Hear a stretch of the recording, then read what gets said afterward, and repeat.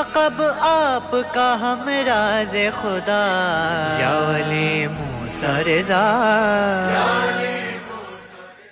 اعوذ باللہ من الشیطان اللعین الرجیم، بسم اللہ الرحمن الرحیم، وبہ نستعین وهو خیر معین، رب اشرح لی صدری ویسر لی امری واحلل عقدۃ من لسانی یفقہوا قولی انشاءاللہ۔ بسم اللہ الرحمن الرحیم، وجعلناہم ائمۃ یہدون بامرنا۔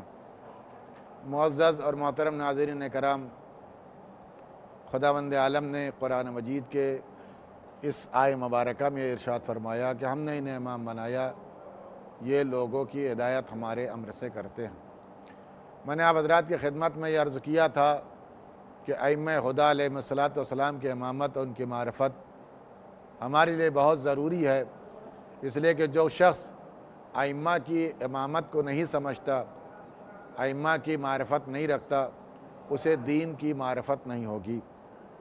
اس لیے کہ یہ اللہ کی بارگاہ تک پہنچنے کا دروازہ ہیں، باب اللہ ہیں، باب الہی ہیں، اور باب دین خدا ہیں، علم و حکمت کا سرچشمہ ہیں، اور اللہ کی بارگاہ میں انسان کو شفاعت کرنے کا حق اللہ نے انہیں دیا ہے، حق اختیار ہے۔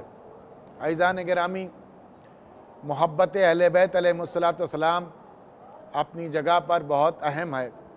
میں آپ حضرات کی خدمت میں جناب امام رضا علیہ السلام کے حوالے سے ایک روایت پیش کرنا چاہتا ہوں، اور اس روایت سے بالکل بات واضح ہو جائے گی کہ کس قدر اہل بیت کی محبت اور اہل بیت علیہ السلام کی ولایت اللہ کی بارگاہ میں اہمیت رکھتی ہے۔ امام کے چاہنے والے، امام کے ہمراز، امام کے سفیر، امام کے ساتھ زندگی گزارنے والے جناب ریان بن شبیب بہت امام کے قریب ترین ساتھی ہیں، صحابی ہے، اور جلیل القدر اور معتبر ترین شخصیت ہیں۔ ان کا بیان ہے کہ میں امام رضا علیہ السلام کی خدمت میں 28-29 ذی الحجہ کو گیا، جس دن چاند نکلتا ہے، محرم کا رونما ہوتا ہے۔ جب امام کی خدمت میں ہم پہنچے تو امام رضا علیہ السلام اس وقت اپنے گھر کی چھت کے اوپر موجود تھے۔ میں نے خادم سے معلوم کیا، خادم نے امام کے چھت پر ہونے کی خبر ہمیں دی۔ جب ہم اس مقام پر پہنچے تو میں نے کیا دیکھا کہ امام رضا علیہ السلام آسمان کی جانب بہت انہماک کے ساتھ، التفات کے ساتھ افق کو دیکھ رہے ہیں۔ میں نے امام علیہ السلام سے سوال کہ مولا، آپ اس وقت آسمان میں کیا دیکھ رہے ہیں اور اپنی چھت پر کیوں موجود ہیں؟ امام رضا علیہ السلام نے فرمایا کہ ریان، تمہیں نہیں معلوم کہ آج 29 ذی الحجہ ہے اور آج محرم کا چاند افق پر نمودار ہوتا ہے، میں اس چاند کو دیکھنا چاہتا ہوں۔ امام نے ایام عزا کو کس قدر اہمیت دی ہے، اور اپنے ساتھیوں سے فرمایا ہے احیوا امرنا، ہمارے امر کو زندہ کرو۔ اس کی جو تعویل اور اس کی تشریح جو علماء نے بیان کی ہے وہ یہی ہے کہ ہمارے غم کو اور ہمارے اختیارات کو، ہماری ولایت اور امامت کے بارے میں لوگوں کے تک پیغامات پہنچاؤ اور ہمارے امور کو زندہ کرو۔ عزیزان گرامی، اسی کے ضمن امام علیہ السلام نے فرمایا کہ احیوا امرنا کے بعد امام نے فرمایا کہ کیا تم مجلس برپا کرتے ہو؟ راوی نے پوچھا مولا کیسی مجلس؟ کہا ایسی مجلس جس میں ہمارا غم بیان ہو رہا ہو اور ہمارے جد پر لوگ رو رہے ہوں۔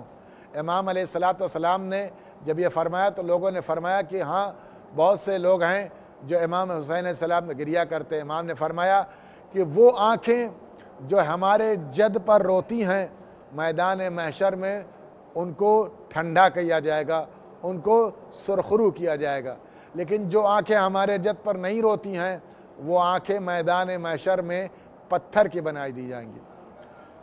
جناب ریان نے پوچھا مولا، آپ اس وقت آسمان پر کیا دیکھ رہے ہیں؟ امام نے فرمایا کہ میں 29 ذی الحجہ کا چاند دیکھ رہا ہوں، محرم کا چاند نمودار ہوا۔ اتنے میں امام کے نگاہوں کے سامنے محرم کا چاند آیا، امام زار و قطار رونے لگے۔ اس قدر روئے کہ آپ کے ریش مبارک سے آنسو ٹپکنے لگے۔ جناب ریان نے پوچھا مولا آپ ان دنوں کو اتنا اہمیت دیتے ہیں؟ امام نے خادم کو بلایا اور بلانے کے بعد فرمایا کہ اپنے گھر کی قالینوں کو سمیٹ دو۔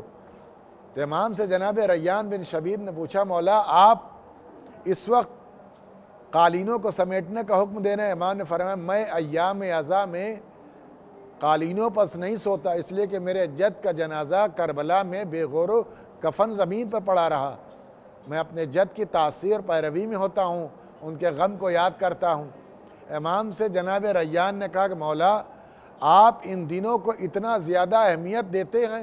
تو امام نے فرمایا کہ میں اس لیے اہمیت دیتا ہوں کہ لوگوں نے جس طریقے سے غدیر کو بھلا دیا، کہیں عاشورہ نہ بھلا دیں۔ اس دو پیغام کے ذریعے سے امام نے شیعت کو، امام نے اپنے چاہنے والوں کو ایک عجیب و غریب اہمیت کی جانب متوجہ کیا کہ امام کی نگاہ میں غدیر اور امام کی نگاہ میں عاشور کتنا زیادہ اہمیت کے حامل ہے۔ تو عزیزان گرامی، میں آپ سے مؤدبانہ اور مخلصانہ یہ التماس کرتا ہوں کہ جہاں جہاں بھی فرش عزائے امام حسین علیہ السلام بچتا ہے اس میں بڑھ چڑھ کر حصہ لیجئے، اس لیے کہ ان دنوں کی اہمیت ائمہ خدا علیہ السلام نے بیان کی ہے۔ امام فرماتے ہیں کہ اگر کوئی شخص ایک قطرہ پانی پیے اور امام حسین علیہ السلام کی پیاس کو یاد کرے، ایک قطرہ پانی کے مقابل میں 1,00,000 نیکیاں عطا کی جاتی ہیں۔ پھر امام نے فرمایا کہ جنت میں ان کی کثرت ہوگی جو پانی پلاتے ہیں، جو لوگوں کی پیاس بجھاتے ہیں۔ عزیزان گرامی، اس کے بعد بھی روایت موجود ہے کہ جو شخص امام حسین علیہ السلام کی غربت کو یاد کرتا ہے، امام حسین کی مظلومی کو یاد کرتا ہے، روتا ہے، خداوند عالم کی بارگاہ میں اسے اگر ایک مکھی کے پنکھ کے برابر بھی آنسو مظلوم امام حسین علیہ السلام میں نکل آیا تو اس مظلومیت کے مقابل میں وہ پنکھ بھر آنسو انسان کو جنت کا حقدار اور ضامن قرار دیتا ہے۔ یہ امام علیہ السلام کا فرمان ہے۔ تو جناب ریان بن شبیب کو یہ پیغام دیا کہ یاد رکھو غدیر بھی ہمارے نزدیک اتنا ہی اہم ہے اور عاشور بھی ہمارے نزدیک اتنا ہی اہمیت کے حامل ہے۔ یعنی اس کے ذریعے سے امام نے بیان کر دیا اگر دین زندہ ہے اور دین کے ارکان زندہ ہیں، دین کا احکام زندہ ہے، دین کا پیغام زندہ ہے، تو دو اہم چیزوں کی بنیاد پر ایک غدیر میں حفاظت کا اعلان اور دوسرے عاشور میں بچانے کا اعلان۔ وآخر دعوانا الحمد للہ رب العالمین۔ علی نام لقب آپ کا ہم راز خدا، یا ولی موسیٰ رضا۔